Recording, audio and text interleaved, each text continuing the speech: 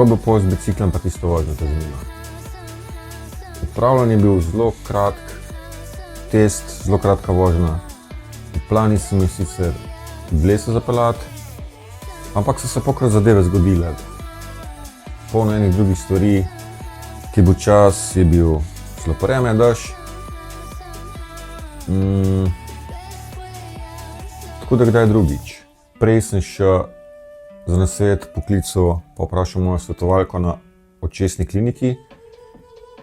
Vožnja mi seveda ni prepovedana, enako kot z avta ne, ampak z avta se seveda ne bom vozil.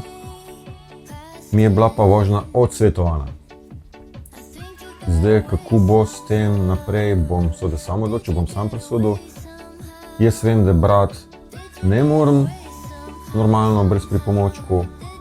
Kolo pa jaz mislim, da bi bil zmožen spet voziti.